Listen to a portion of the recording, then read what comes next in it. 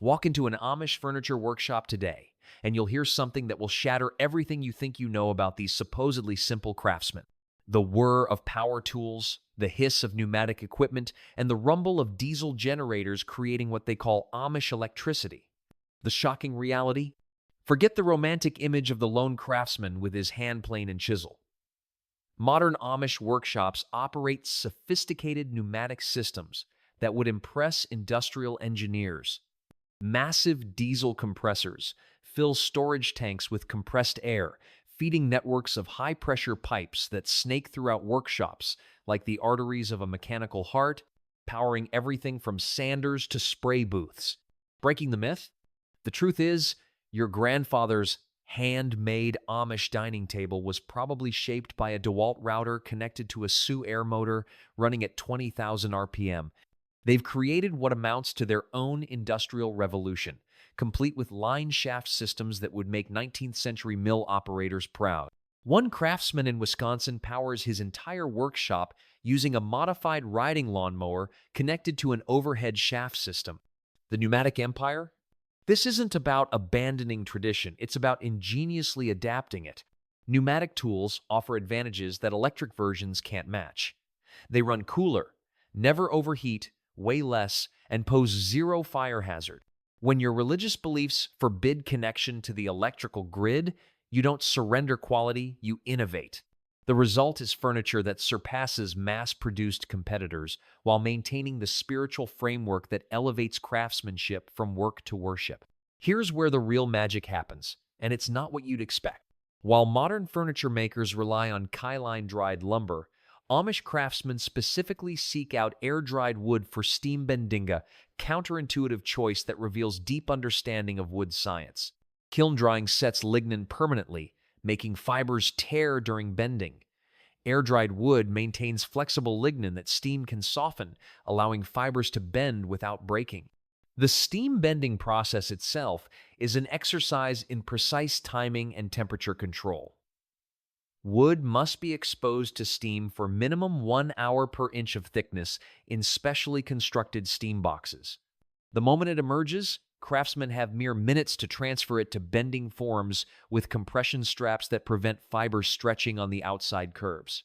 This isn't guesswork, it's applied physics using techniques that modern manufacturers have largely abandoned for cheaper alternatives.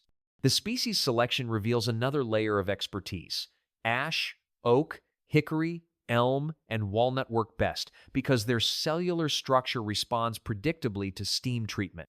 This knowledge, passed down through generations, represents a living laboratory of materials science.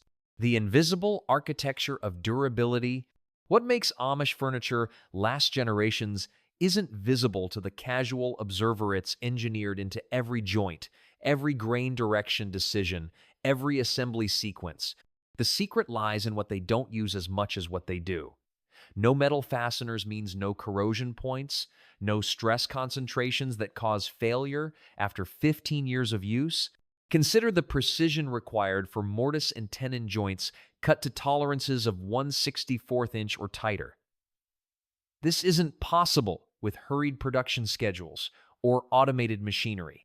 It requires the kind of patient, methodical approach that pneumatic tools actually enhance rather than replace. The compressed air provides precisely controllable power without the heat buildup that destroys wood fibers. But here's the revelation that separates true craftsmanship from mere technique. These joints improve with age. As wood fibers compress and settle, the connections actually become stronger, not weaker. This is engineering that anticipates decades of use, not just surviving the warranty period. The dovetail drawers showcase this philosophy perfectly. Hand-cut dovetails with 7 to 9 tails per joint distribute stress across more connection points than the 3 to 5 tails in machine-cut versions. Every additional tail represents another decade of smooth operation, another generation of reliable service. Wood selection. The foundation of generational furniture begins with wood selection that borders on obsessive. Amish craftsmen require lumber dried to exactly 6% moisture content, significantly lower than the 12 to 15% used by commercial manufacturers. This precision prevents future cracking and joint failure. but achieving it requires knowledge that combines traditional wisdom with scientific understanding. Quarter sawn white oak represents the gold standard, but the technique reveals sophisticated comprehension of wood behavior. Logs are sawed into 4/4, creating distinctive tiger stripe patterns that aren't just decorative, they're functional. This grain orientation makes the wood incredibly stable, preventing the warping and cupping that plague conventional lumber after years of seasonal changes. Local sourcing within 50 to 100 miles ensures timber adapted to local climate conditions. Transportation stress can cause microfractures invisible to the eye but catastrophic to long-term stability. Each piece of wood is hand-selected not just for appearance, but for grain direction, density consistency, and how individual boards will expand and contract together as a unified piece.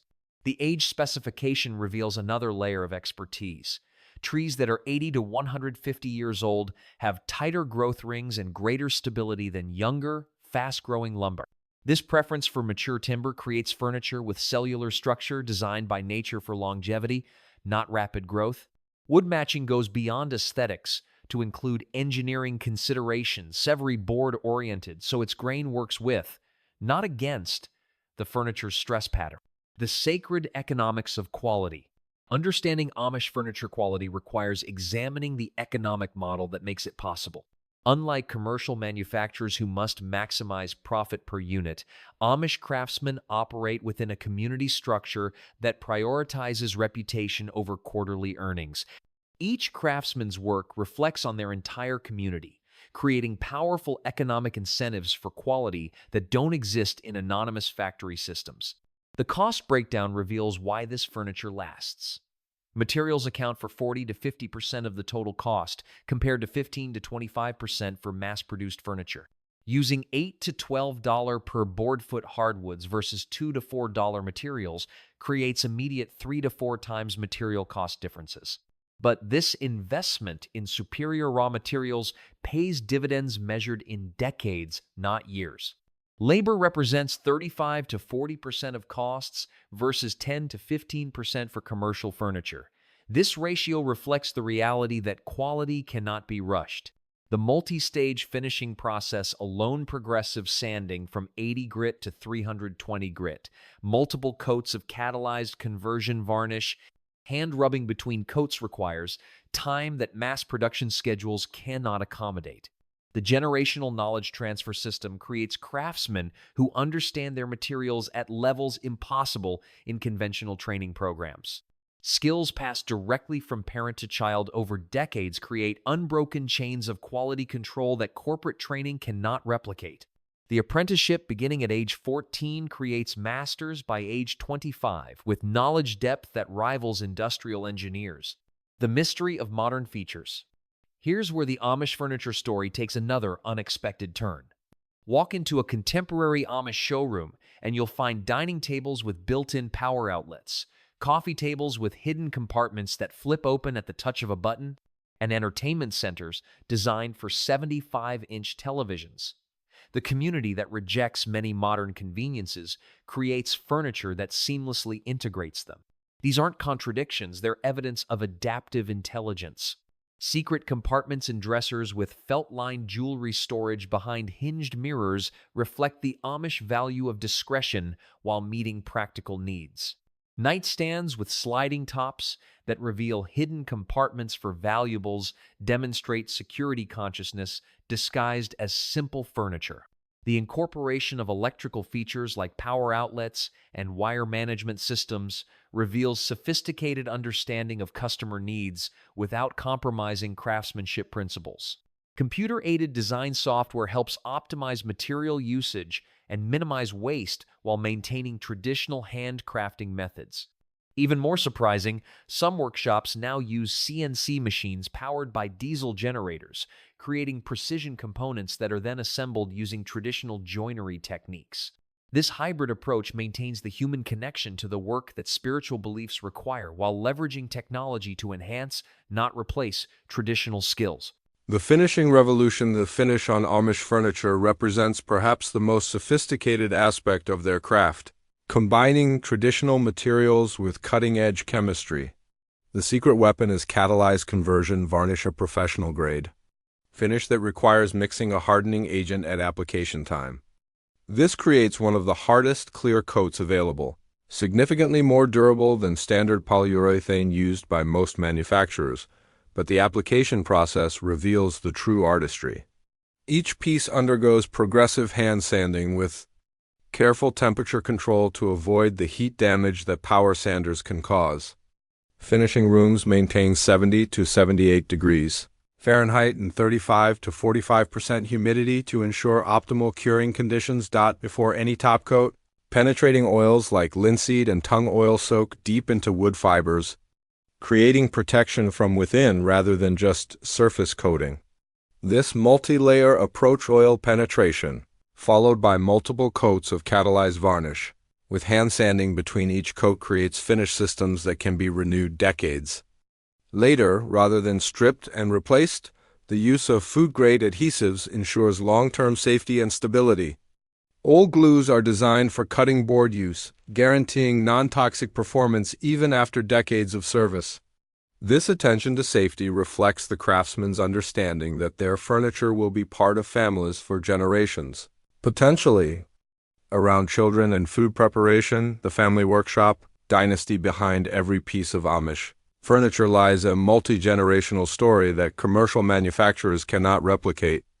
Walk into any authentic Amish workshop, and you'll find 3 generations working side by side: grandfather teaching technique refined over 50 years, father managing the business with hard-earned wisdom, and teenage sons learning secrets that cannot be found in any manual. This family structure creates quality control systems that corporations spend millions trying to achieve.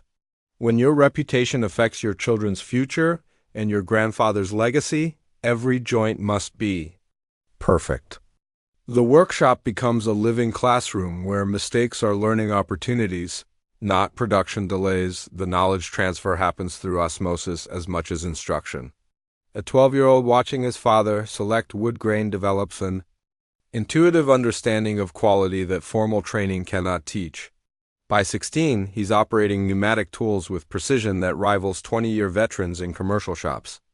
The muscle memory of perfect technique becomes as natural as breathing. This family-based system also explains the consistency of Amish furniture quality. When techniques pass directly from father to son for generations, there's no degradation of standards through corporate restructuring or staff turnover. Each craftsman carries forward not just skills, but the pride and responsibility of maintaining family tradition. The authentication challenge. Here's where the Amish furniture story becomes a detective story. The success of authentic Amish craftsmanship has created an entire industry of imitation, some sophisticated enough to fool experienced buyers. Furniture labeled Amish made floods the market, but mathematical analysis reveals an uncomfortable truth. The volume of furniture sold as Amish couldn't possibly all be handcrafted given current pricing and community populations. Real authentication requires understanding the complex distribution network. Authentic Amish craftsmen typically cannot run websites or engage in modern marketing due to religious restrictions, so their furniture reaches customers through non-Amish retailers who handle e-commerce and customer service. This necessary partnership creates opportunities for confusion and misrepresentation. The red flags include aggressive marketing that emphasizes Amish-made claims. Authentic Amish typically don't market their religion. Mass retail availability often indicates fake products, since genuine craftsmen work primarily through established dealer networks.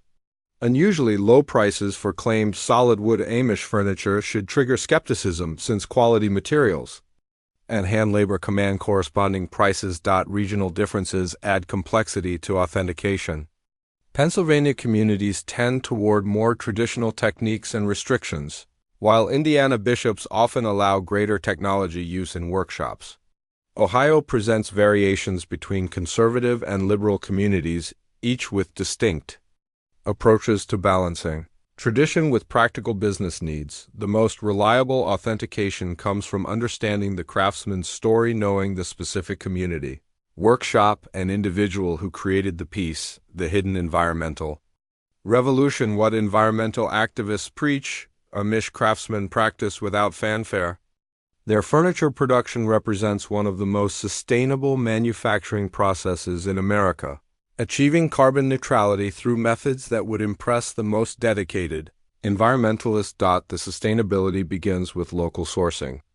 Within a 50-mile radius, eliminating the massive transportation footprint of commercial furniture that travels thousands of miles from forest to factory to showroom.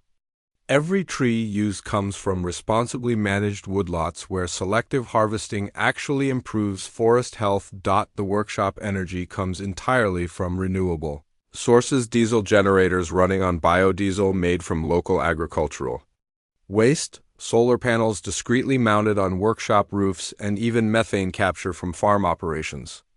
The compressed air systems that power their tools use significantly less energy than electric equivalents while lasting decades longer. Perhaps most importantly, the furniture itself represents the ultimate in sustainable design, products built to last generations rather than ending up in landfills after 15 years.